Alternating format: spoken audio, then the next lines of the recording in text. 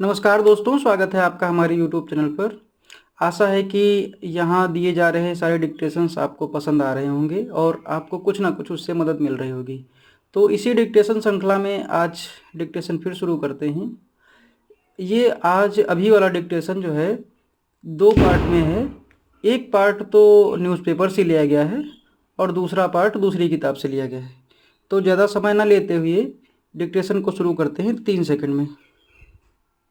Supreme court ने सोमवार को 30 जून तक समय बढ़ाने की मांग करने वाली भारतीय स्टेट बैंक की याचिका खारिज कर दी है।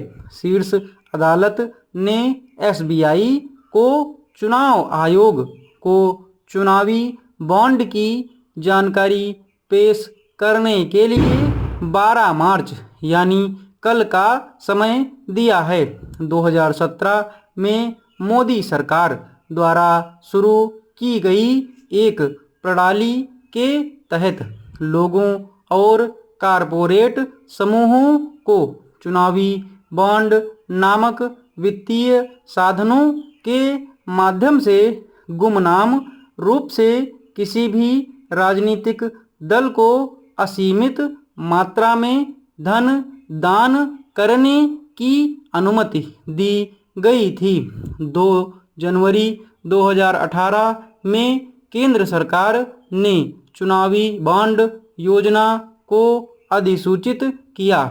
7 नवंबर 2022 को एक वर्ष में बिक्री के दिनों को 70 से बढ़ाकर 85 करने के लिए चुनावी बॉन्ड योजना में संशोधन किया गया।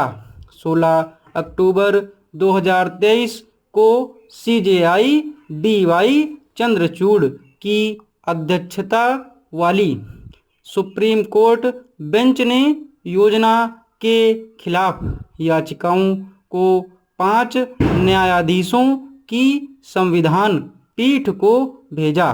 31 अक्टूबर 2023 को सीजेआई डीवाई चंद्रचूड़ की अध्यक्षता वाली 5 न्यायाधीशों की संविधान पीठ ने योजना के खिलाफ याचिकाओं पर सुनवाई शुरू की।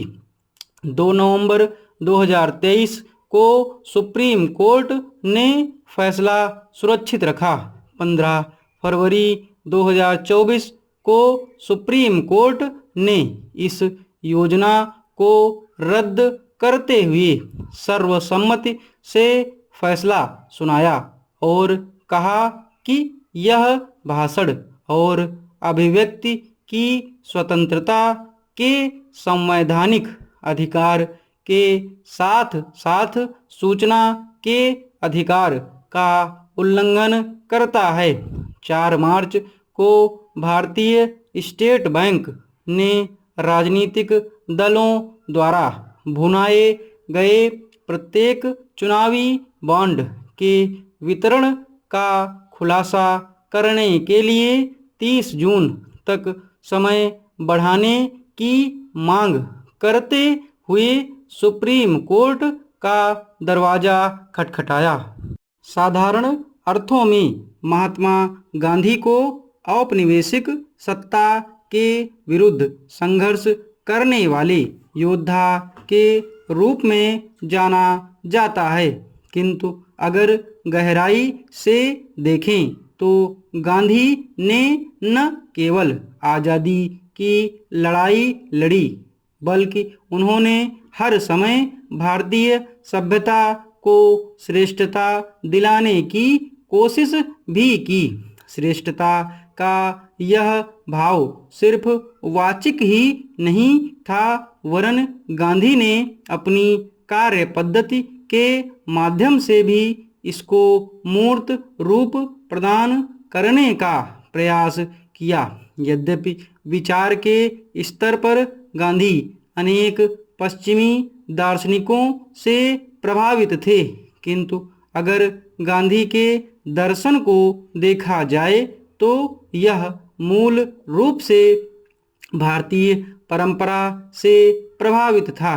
पश्चिमी सभ्यता के वर्चस्व वाले उस युग में गांधी ने भारतीय सभ्यता को श्रेष्ठ बताते हुए इसे संपूर्ण विश्व के लिए एक विकल्प के रूप में प्रस्तुत किया।